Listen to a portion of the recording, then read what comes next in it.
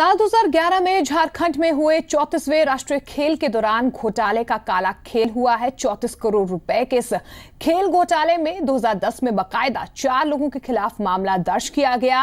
इस मामले में आरके आनंद के खिलाफ भी एफआईआर दर्ज हुई है, जो उस समय झारखंड ओलंपिक संघ के अध्यक्ष और नेशनल गेम्स ऑर्गेनाइजेशन कमेटी के भी कार्यकारी चेयरमैन थे। लेकिन 6 साल बाद भी आरोपी खुलेआम घूम रहे हैं। क्योंकि हम लोगों ने सिर्फ ये मान लिया है कि झारखंड को बिल्कुल ही कदाचार मुक्त, भ्रष्टाचार मुक्त झारखंड बनाना है, तो यहाँ जो भी वैसा गलत काम करेंगे उनके साथ सरकार सख्ती से निपटेगी।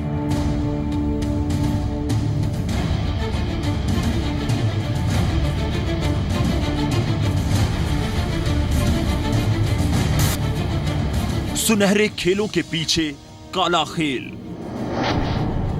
34वें राष्ट्रीय खेलों में घोटाले का आनंद। 34वें राष्ट्रीय खेलों में 34 करोड़ रुपए का घपला। एफआईआर में आरके आनंद का नाम। 6 साल बाद भी आनंद में घोटालेबाज। झारखंड जब पहली बार राष्ट्रीय खेलों की मेजबानी में झूम रहा था, खिलाड़ी पूरे दमखम के साथ खेल में जीत के लिए मुकाबले कर रहे थे। लेकिन जिन लोगों पर खेल को सफल बनाने की जिम्मेदारी थी, वो काले कारनामों के काले खेल में डुबकी लगा रहे थे। हर खेल के सामान में मुनाफाखोरी का काला पैसा बना रहे थे। और स्थिति ये थी कि खेल शुरू होने से पहले आयोजकों ने 108 तरह के खेल से जुड़ी खरीदारी की और सब में मुनाफाखोरी का खेल खेला गया। बाजार में 150 रुपए में मिलने वाली जैवलिन 3500 रुपए में खरीदी गई। 4000 से 8000 के बीच मिलने वाला कुश्ती का गद्दा 69,000 में खरीदा गया। बाजार में 100 रुपए में मिलने वाले कॉर्नर फ्लैग 350 रुपए में खरीदे गए। 18,500 रुपए की फुटबॉल गोल पोस्ट 68,000 रुपए में खरीदी गई। 22,000 रुपए में मिलने वाली हॉकी गोल पोस्ट 88,000 में खरीदी गई।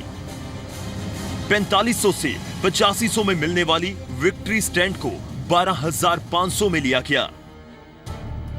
हैरानी आपकी तब और बढ़ जाएगी जब आप ये सुनेंगे कि इन सामानों की ये कीमत आज की है और 6 साल पहले क्या रही होगी। ये गड़बड़ झाला तब हुआ जब आरके आनंद झारखंड ओलंपिक संघ के अध्यक्ष थे, जो आज भी हैं। साथ ही नेशनल गेम्स ऑर्गेनाइजेशन कमेटी के भी कार्यकारी चेयरमैन भी थे।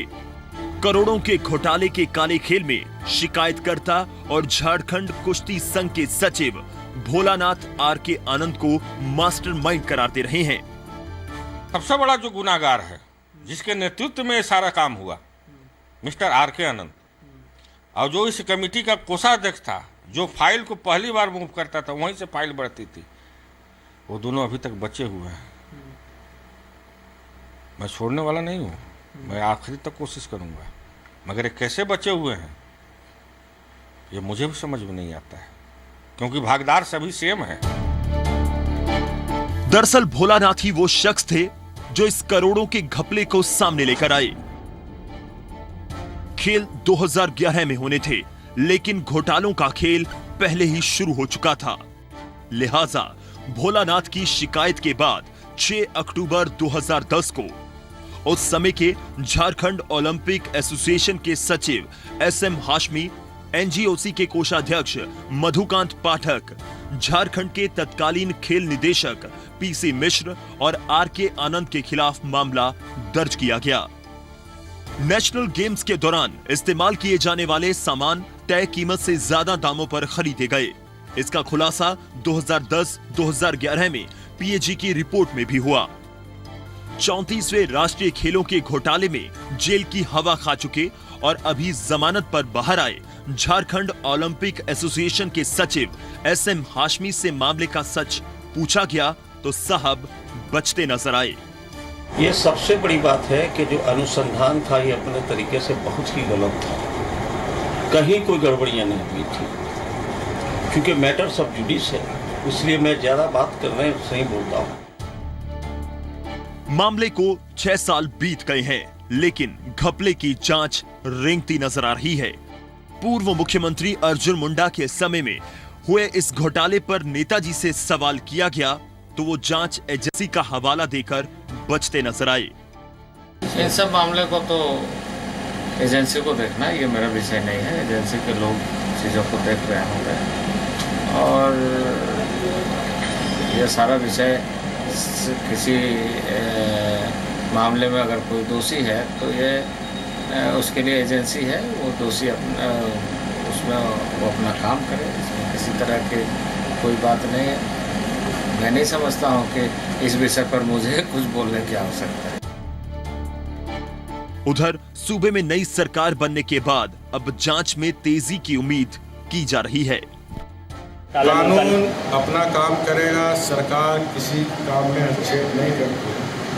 कानून को अपना काम करने की पूरी स्वतंत्रता हमारी सरकार में। पीएजी की रिपोर्ट और मामले की जांच के बाद 2 आरोपी हवालात की सैर कर चुके हैं, लेकिन अभी बड़ी मछलियों पर गाज गिरना बाकी है, जो कानून और रसूख की आड़ में अब तक बचते रहे हैं। यहां बड़ा सवाल यह भी है कि क्या यह संभव है कि करोड़ों की लूट मची हो और मुख्य आयोजक यानी झारखंड ओलंपिक संघ के अध्यक्ष को कानो कान खबर ना हो? क्या सामानों की खरीद में आरके आनंद की कोई भूमिका नहीं थी? क्या आरके आनंद की बतौर झारखंड ओलंपिक संघ के अध्यक्ष के चलते जिम्मेदारी और जवाबदेही नहीं बनती? क्या आरके आनंद की गिरफ्तारी के बिना ये जांच पूरी मानी जाएगी? ये कई अधूरे सवाल हैं जिनका जवाब आना बाकी है, क्योंकि सवाल करोड़ों के भ्रष्टाचार का है। ब्यूरो रिपोर्ट के साथ पुनीत परिंजा, जी मीडिया।